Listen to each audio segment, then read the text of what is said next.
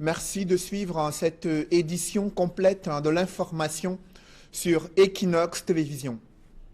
Des exactions se multiplient dans le chaudron de la crise anglophone, malgré l'instauration d'un couvre-feu et l'interdiction de circulation des mototaxis dans plusieurs départements des régions du nord-ouest et du sud-ouest. Plusieurs incursions ont été signalées dans certaines localités. Des collèges ont été même attaqués. La réaction énergique des forces de sécurité a permis de ramener une accalmie fragile. C'est dans ce contexte que le ministre de l'administration territoriale, Paul Atangadi, félicite la stabilité qui, selon lui, est de retour dans les deux régions anglophones, ce que contestent des acteurs de la société civile qui sont engagés sur le théâtre de la crise anglophone. Des précisions avec Éric Martial Diomo. Des morts, des blessés graves et des tentatives d'enlèvement dans plusieurs localités de la région du sud-ouest, alors que le ministre de l'administration territoriale s'y trouvait.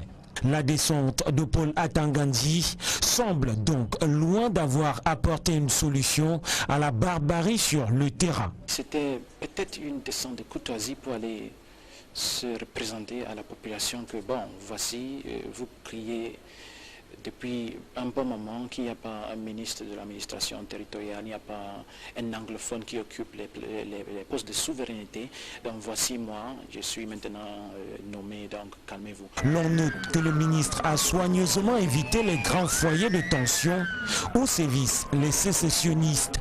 Si dans le nord-ouest, il s'était rendu dans l'épicentre des exactions qui est à Batibo, dans le sud-ouest, le Minat ne s'est rendu ni à Ikiliwindi, ni à Kembong, à Kwakwa, encore moins à Bole-Bakundu, Lewa ou Bokoso, des localités secouées ces derniers jours par les attaques des activistes de la sécession. Une situation qui jette du discrédit sur cette descente de Paul Atangadi dans le sud-ouest, même si à Bouya, il a rencontré les chefs traditionnels de la région et à Kumba, les conducteurs de mototaxis. À tout ce beau monde, il a prêché la paix et les vertus du vivre ensemble et aussi la nécessité d'un dialogue inclusif avec non pas les radicaux, mais les modérés. Une option que semblent ne pas partager certains acteurs de la société civile. On ne peut pas avoir dialogue sans au moins écouter les radicaux. On n'est pas obligé de céder à leur pression. On doit faire quand même semblant de les écouter parce que les modérés ont perdu leur voix, ils ne sont plus écoutés, c'est la vérité. C'est les radicaux qui gèrent la situation actuelle. Et c'est déplorable. Le message semble donc loin d'être passé. La violence, les menaces de kidnapping ayant fait leur nid sur le terrain avec leur lot de conséquences.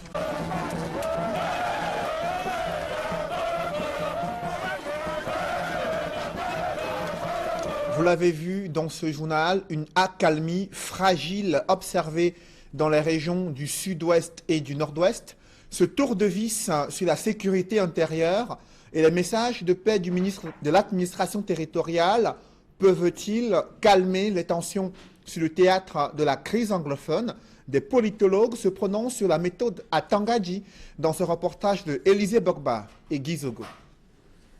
Véritable vedette du gouvernement depuis sa promotion au poste de ministre de l'administration territoriale le 2 mars dernier, Paul Atangadi démultiplie les efforts. Déjà sa méthode est questionnée. À cette occasion, ses atouts dans sa connaissance du terrain sont mis en avant. C'est quelqu'un qui contrôle un peu la sécurité. Et puis, il faut quand même contrôler ces milices qui se sont mélangées à certains mototaximans et qui créent la zizanie. Je pense que cette méthode est très efficace pour renforcer, consolider le renseignement. C'est aussi, ajoutons, un homme d'expérience et d'engagement, deux qualités qui lui sont utiles. Ce qui conduit à la réponse qu'il entend donner à la situation sur le terrain. Il a ses relais d'information parce que c'est d'abord un anglophone. Et il peut avoir donc des brigades d'information qui donnent les informations de manière informelle et permettre aux forces de sécurité de mieux cadrer les villes. Une démarche, explique-t-on, que forcément Paul Biya agrée. Quand on voit sa méthode, sa fierté même, sa passion à vouloir bien faire, son courage d'aller sur le terrain, je pense que pour le moment, sans être avec le chef de l'État, je pense que le chef de l'État doit être fier de ce qu'il est en train de faire. Il reste néanmoins, souligne-t-on enfin, que c'est la période de grâce pour Atangadi. Il bénéficie d'une période de grâce. Parce que quand vous êtes nommé, il y a une période d'effervescence de grâce. Et aussi, c'est un homme de terrain. C'est un militant convaincu du RDPC, dont on dit qu'il a marché entre son village et Yaoundé. C'est donc sur la durée que le MINAT devra faire ses preuves. Interpellé il y a plus d'1 an dans le cadre de la crise anglophone et jugé devant le tribunal militaire à Yaoundé, Mancho, BBC et d'autres co-accusés seront fixés sur leur sort le 13 avril prochain. C'est ce qui ressort de l'audience tenue ce jeudi au tribunal militaire à Yaoundé. L'affaire a été ajournée pour délibération à la demande du ministère public.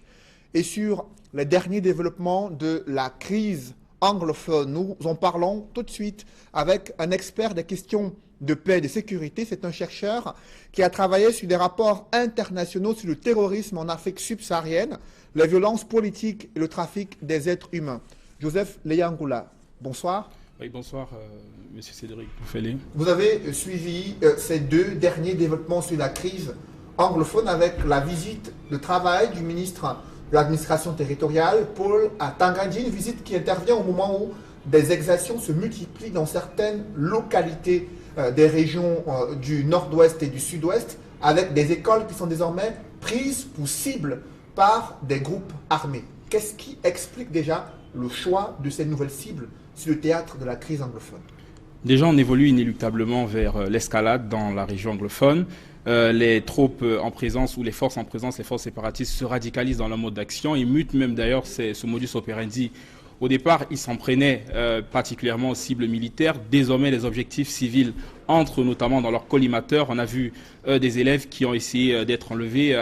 Si c'était notamment l'intervention des forces de l'ordre, il y aurait pu avoir notamment des rapts qui auraient été notamment après, ces éléments auraient exigé notamment des rançons pour libérer ces otages. On a vu l'enlèvement des étrangers, notamment des Tunisiens, avec notamment la mort d'un Tunisien. Il y a autant d'éléments qui montrent que la crise connaît une nouvelle escalade et que la situation est loin d'être résolue, que l'apaisement est aussi Comment loin. comprendre justement les mutations dans les stratégies de ces groupes armés qui choisissent désormais des cibles civiles, alors que jusqu'ici c'était les forces de sécurité et les autorités administratives? Quel est l'enjeu derrière cette mutation?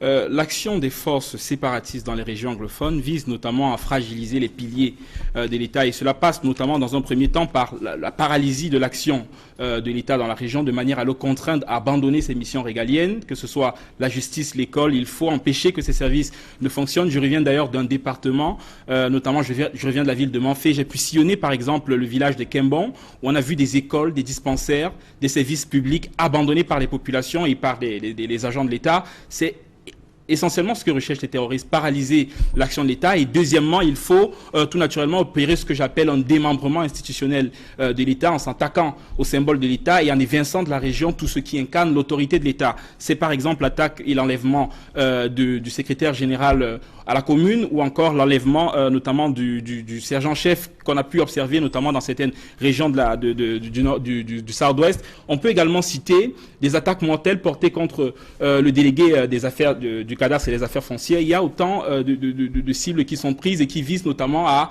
fragiliser la présence de l'État et à démanteler notamment tout ce qui peut comporter, tout ce qui peut incarner en tout cas l'autorité de l'État dans la région. Et parallèlement, les terroristes aujourd'hui ont une armée qu'il faut alimenter. Donc il faut identifier des poches de financement, il faut trouver des ressources et c'est ce qui justifie notamment les enlèvements et la demande de rançon qui pourraient permettre de générer des ressources pour financer l'effort de guerre et soutenir notamment les soldats qui aujourd'hui sont impliqués dans les groupes, dans les milices armées qui opèrent dans la région. Il faut le rappeler. Différents groupes armés qui opèrent dans ces régions, cette recherche de financement est-il une preuve qu'il n'y a pas des personnes derrière qui soutiennent ces mouvements insurrectionnels, ces mouvements séparatistes? Il y a eu au départ des personnes il y a eu au départ une levée de fonds au niveau international qui a permis de soutenir les premières actions de ces groupes. Seulement avec la répression des forces de défense camerounaises, il y a effectivement des mécanismes qui sont activés pour bloquer les circuits financiers illicites qui pourraient alimenter la guerre dans la région. Donc il faut trouver des poches parallèles, il faut trouver des alternatives en matière de financement, et les rapts notamment peuvent servir de poche de financement efficace. Ils ont certainement vu l'exemple des autres forces séparatistes qui opèrent par exemple depuis le Nigeria. L'exemple de Boko Haram en donne la preuve, parce que les rapts ont été par exemple les principaux leviers de financement de Boko Haram, et donc c'est un modus operandi très classique pour les mouvements séparatistes, et ça tombe à point nommé pour les groupes, les forces séparatistes qui opèrent dans la région. Rappelons qu'il existe aujourd'hui 5 milices ou groupes rebelles qui opèrent dans la région. On parle de l'Ambazonia Defense Force qui est la plus active, mais il y a également la Southern Cameroon Defense Force, il y a l'armée de restauration de l'Ambazonie, et puis il y a à peu près 5 à 6 groupes d'autodéfense qui également se sont constitués. Est-ce que ces milices ont une idéologie à défendre à travers la sécession, ou ce sont des groupes armés qui profitent de ce climat d'insécurité pour faire du business derrière ces prises d'otages, derrière la peur et le terrorisme? La sécession ou le sécessionnisme, c'est leur idéologie, c'est démembrer l'État du Cameroun, c'est mener des actions, des offensives armées, notamment pour fragiliser les positions de l'armée camerounaise dans la région.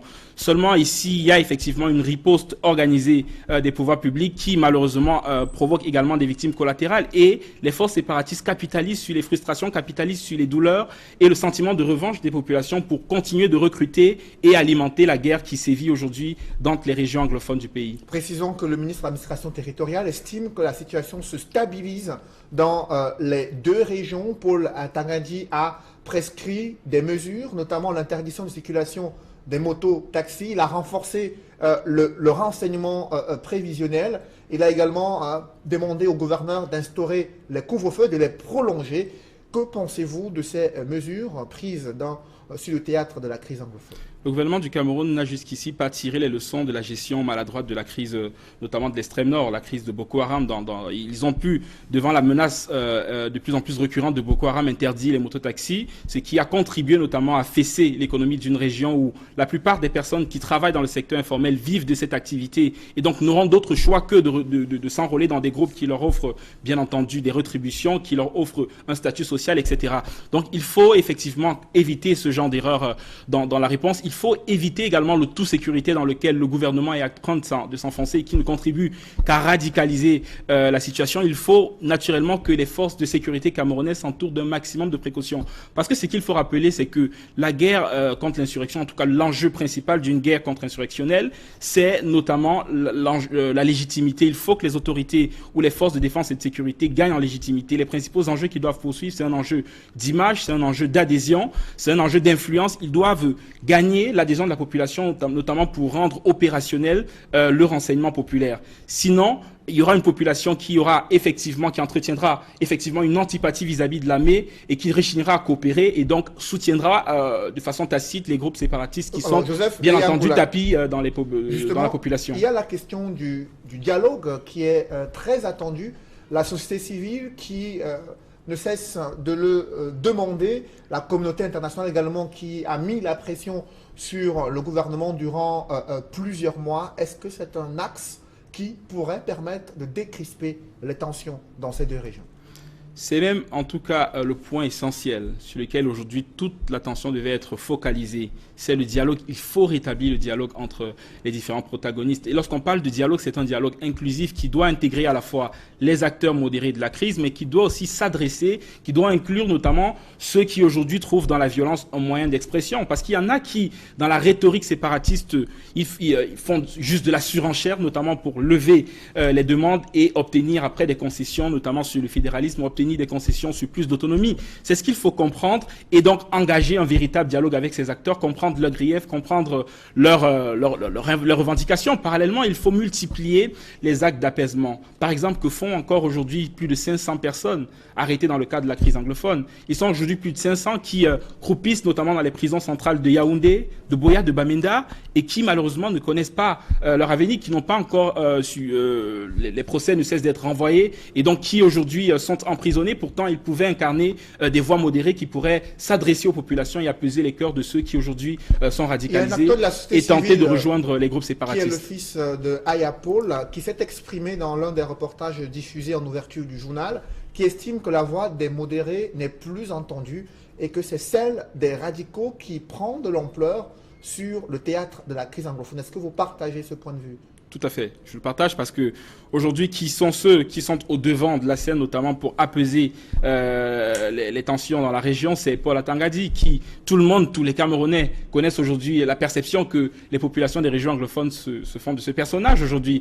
Ils sont montés au créneau notamment pour dénoncer l'attitude que le ministre de l'administration territoriale avait affichée d'antan lorsqu'il a dit ouvertement dans les médias qu'il n'y avait pas de crise anglophone. C'est une prise d'opposition qui a durci notamment, ou qui a radicalisé les populations dans la région et qui se sont d'ailleurs pris notamment à son domicile, etc. Donc c'est lui aujourd'hui qui est au devant de la scène, c'est lui qui est envoyé pour dialoguer, pour apaiser la situation. Et c'est ce qui démontre par-dessus tout que le gouvernement n'a pas compris les ressorts de cette crise. Soit ils sont vraiment dans un pur cynisme où il faut davantage radicaliser, davantage encourager l'escalade, soit ils n'ont pas compris les ressorts de la crise et donc se trompent notamment sur les diagnostics et sur le profil des personnes qui devraient servir d'interlocuteurs entre le gouvernement et les protagonistes de cette crise. Que faut-il faire dans l'urgence pour sortir de cette crise? Nous sommes en pleine année électorale.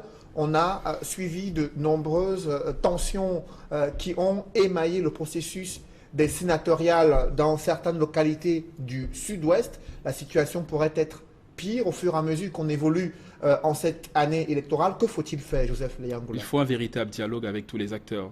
Dialoguer avec les forces séparatistes, dialoguer avec ceux qui s'engluent dans la surenchère sécessionniste, dialoguer avec les acteurs modérés qui ont appelé au fédéralisme, mais aller même au Nigeria et dialoguer avec ces populations qui sont réfugiées dans les états de Cross River, dans les états de Benue, dans les états de Taraba, et qui aujourd'hui sont complètement perdus et n'ont pas le soutien des pouvoirs publics. Il faut les rencontrer pour apaiser ces esprits, ramener ces populations sur le territoire, leur envoyer le message que nous avons besoin d'eux. Ils font partie de la nation et ils doivent rester notamment sur le territoire camerounais. Parallèlement, il faut apaiser les cœurs, comme je l'ai dit. Il faut à la fois veiller à ce que l'action des forces de défense et de sécurité soit suffisamment contenue de manière à limiter les victimes collatérales pour qu'il n'y ait pas effectivement des sentiments de revanche qui naissent dans les cœurs des populations et pour que les troupes séparatistes n'apparaissent pas aux yeux des populations comme des forces de protection. Parce que si on continue avec ces dérives militaires, si on continue avec des bavures, on aura effectivement des forces séparatistes qui apparaîtront aux yeux des populations comme des unités de protection et donc gagneront en légitimité et gagneront effectivement en sympathie et ce qui ne contribuera qu'à engluer la situation et à l'enliser en tout cas. Merci Joseph Leyangoula. Je précise que vous êtes spécialiste des questions de paix et de sécurité en Afrique subsaharienne. Vous avez travaillé avec des organismes internationaux sur des rapports sur le terrorisme. Dans le reste de l'actualité, une découverte macabre a été effectuée lors des contrôles routiers en Banga, dans le département du Mungo. Le corps d'un enfant de 3 ans dissimulé dans un sac. La découverte a surpris les gendarmes. Ils ont tout de suite interpellé les concernés qui, pour se justifier, font savoir qu'ils partaient tout simplement procéder à l'enterrement de l'enfant. S'agit-il d'un trafic d'êtres humains? C'est l'enquête que signent Mathilde Akomazou et Julienne Berthe-Bissaï.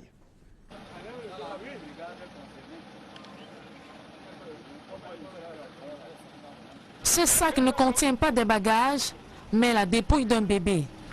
La découverte a été faite au cours d'un contrôle routier spécial coordonné par les éléments de la brigade territoriale de Mbanga.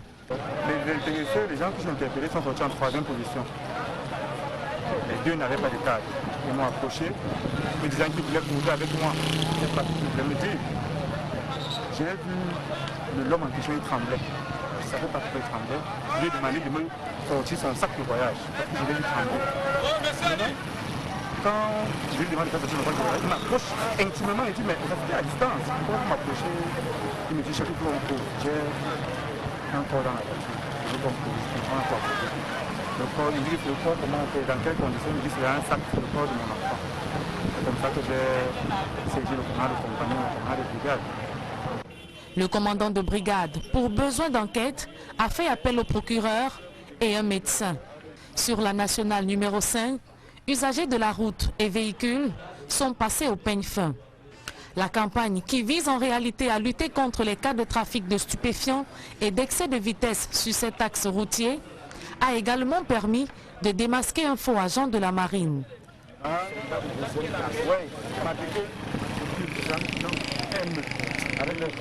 Je lui demande combien on appelle les militaires de la marine. Il dit que le maréchal, un soldat de la marine, on l'appelle comment? Un soldat de la marine, on l'appelle comment?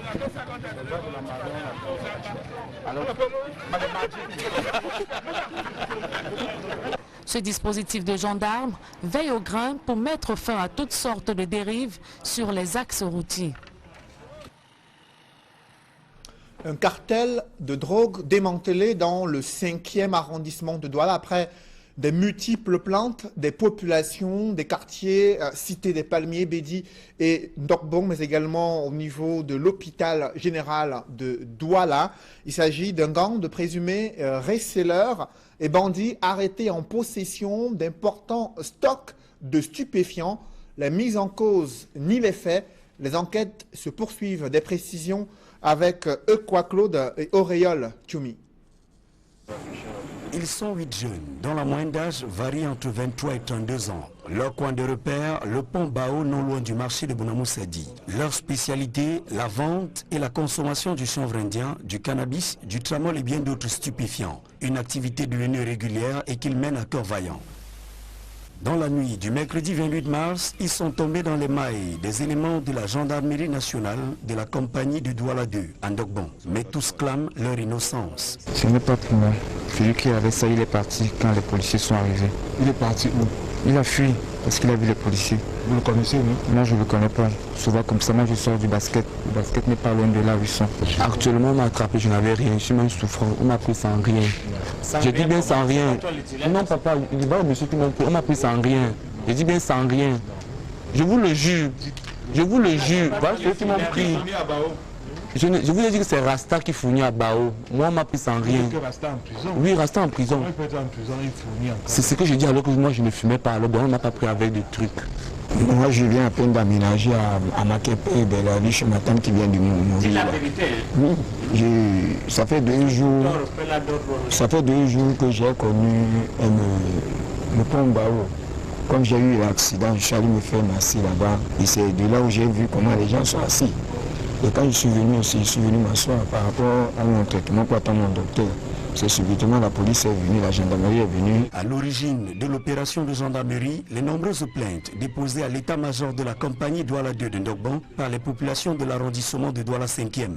Dans le même temps, une autre enquête de la compagnie de Douala 2 a permis de mettre la main sur 60 kg de chanvre indien dissimulé dans des sacs de marchandises. Le conducteur de ce produit étant repris de justice. Habitant le quartier Kolmita Douala, il a de nouveau été appréhendé et devra répondre de ses actes devant la justice. En bref, à présent, des forces marines de la sous-région Afrique centrale, désormais opérationnelles pour coordonner des opérations d'intervention pour la sécurité maritime du golfe de Guinée. Pendant plusieurs semaines, des exercices militaires ont été effectués sur l'espace maritime du golfe de Guinée partagé par la Guinée équatoriale, le Cameroun et les forces marines d'autres pays de la sous-région engagés dans ces exercices militaires multilatérales sous la coordination de les forces armées américaines qui coordonnent cet exercice baptisé au Bangame. Pour en savoir davantage sur les exercices militaires menés dans l'espace maritime, je vous propose d'écouter le capitaine Kinfak Ndokmo, qui est commandant des forces de surface. Évaluer et tester l'interopérabilité entre les marines du golfe de Guinée parties au cours de conduite de Yaoundé et renforcer la synergie interservice des administrations en charge de l'action de l'État en mer. Au regard des résultats que nous avons obtenus, nous pouvons estimer aujourd'hui que ces objectifs ont été largement atteints. In fine, la marine aura saisi cette opportunité, n'est-ce pas, pour renforcer la capacité de son personnel à mener les opérations et à lutter contre la crise maritime. Et bien entendu, nous avons également renforcé l'interaction entre toutes les administrations en charge de l'action migratoire. Le Premier ministre menace de traduire en conseil de discipline des agents de l'État présumés coupables de la divulgation des documents et informations confidentielles sur les réseaux sociaux. Philippe Moyan estime que cette diffusion récurrente des documents confidentiels est une atteinte grave à la sûreté de l'État. Le chef du gouvernement s'inquiète de l'ampleur que prend le phénomène sur Internet. Dans un communiqué rendu public après le conseil de cabinet, il rappelle aux ministres et agents de l'État l'obligation de discrétion professionnelle et de protection des documents secrets et confidentiels. Ce jeudi saint, la communauté chrétienne commémore l'institution du sacrement de l'Eucharistie, le lavement des pieds, qui est l'un des symboles du début du Triduum pascal. Vous allez le découvrir dans ce reportage de Steve Eboulet et Gladys Sidier, comment les chrétiens comptent célébrer cette passion du Christ. Reportage. Le jeudi saint marque l'entrée des chrétiens dans le Triduum pascal. C'est une étape importante dans la marche vers la résurrection du Christ. C'est en effet le jeudi saint que Jésus a pris son dernier repas avec ses apôtres en leur donnant comme recommandation de pérenniser son œuvre. On peut dire que ce jour, Jésus a ordonné ses premiers prêtres et il nous a laissé aussi le commandement de l'amour et du service, que nous soyons entre nous comme des frères qui s'aiment et qui se rendent service, qu'on prolonge son action dans le monde. L'Église a voulu aussi faire de cette journée la fête des prêtres dans la messe chrismale, parce que c'est pendant ces jours du Triduum que nous faisons mémoire de la passion et de la mort et de la résurrection de Jésus. Le jeudi saint est aussi marqué par le rite du lavement des pieds. Jésus, en lavant les pieds de ses disciples, transmet un message d'humilité. Ce rite sera accompli dans toutes les paroisses de nos diocèses et du monde entier. Ce rite, c'est Jésus qui l'a fait lorsqu'il s'approchait de sa passion. Ce rite constitue en fait un testament que Jésus laisse pour dire aux apôtres: j'ai été envoyé par le Père pour sauver le monde, je me suis abaissé jusqu'à obéir et à obéir jusqu'à la mort sur la croix. Alors moi, je suis venu comme serviteur. Et lui-même dit: je ne suis pas venu pour être servi, mais pour servir et donner ma vie en rançon pour la multitude. Les chrétiens observent depuis le mercredi de Cendre le carême, qui est un moment de privation, de prière et de partage. Pour accompagner le Christ dans sa passion, plusieurs chrétiens ont pris des résolutions. Nous sommes les femmes et nous connaissons que nous avons trop l'art de bavarder, de gronder, de faire le commérage. Donc voilà un peu les résolutions que nous avons prises, parce que nos pasteurs nous ont dit: ne vous attardez pas sur le manger. Prenez d'autres résolutions que de dire que nous n'allons pas manger de telle heure à telle heure, mais prenez des résolutions et tenez ferme. J'ai décidé de pratiquer la nouvelle évangélisation, c'est-à-dire à travers mon voisinage, à travers mon mouvement de dames apostoliques, dans ma paroisse, partout où je suis. Faire du bien et du bien, la charité, le partage. Le carême prend fin au soir du jeudi saint. Il est alors recommandé aux chrétiens de rester en prière dans le recueillement jusqu'à dimanche, jour de résurrection de Jésus-Christ. Un public reportage dans ce journal. La fondation Kadji de Fotso et l'Union camerounaise de brasserie soutiennent des femmes engagées dans des projets générateurs de revenus, des bourses de formation et d'autres appuis leur ont été octroyés. Reportage.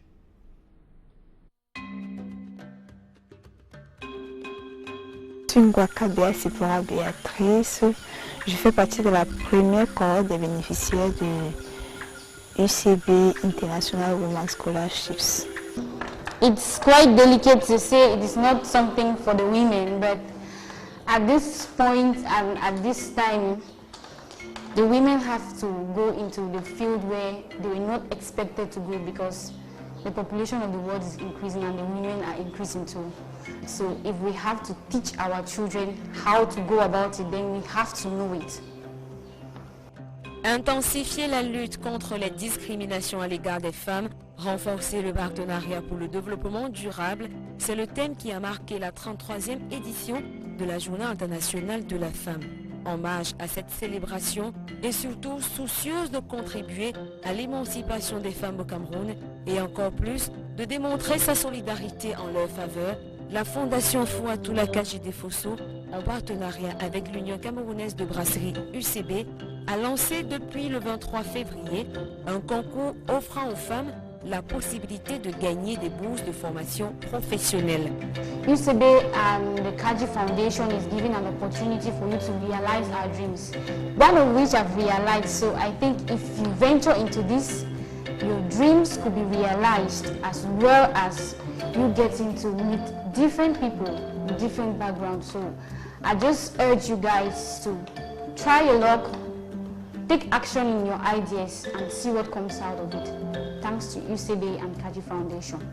D'un montant de 30 millions de francs CFA, ces fonds seront repartis entre les candidates âgées de 20 à 45 ans qui se seront démarquées de par leur dossier ou leur projet d'auto-entrepreneuriat. Bonne opportunité pour les femmes parce que déjà il n'est pas évident d'avoir des bourses ici au Cameroun pour faire des formations et surtout quand ces bourses sont spécialement faites pour nous les femmes.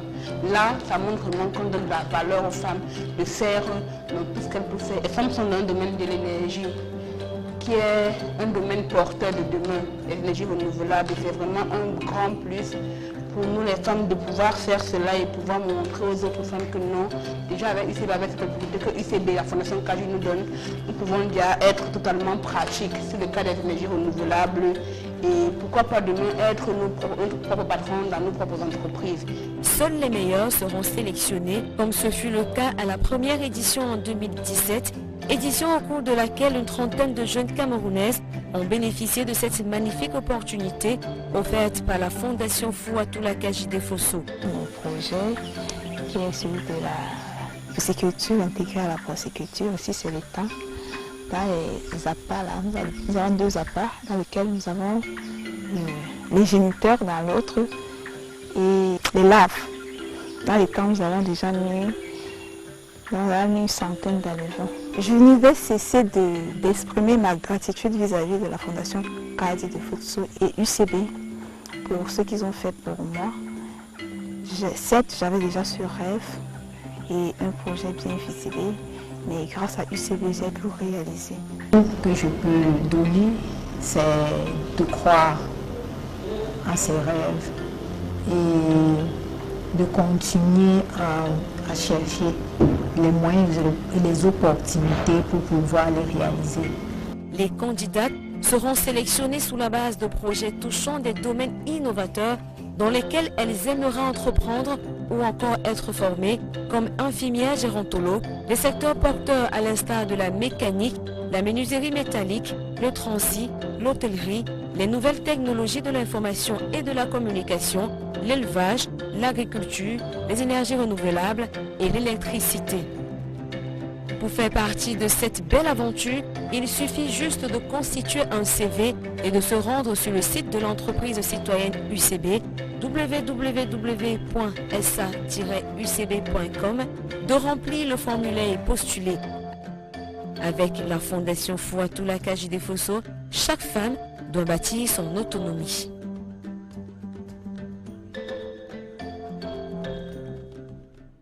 Mesdames, messieurs, c'est la fin de ce journal. Merci de l'avoir suivi. Je vous souhaite une bonne soirée sur cette même antenne. Ne manquez pas l'émission Regard social, présentée ce soir par Eric Kwamo. Bonne soirée sur cette même antenne.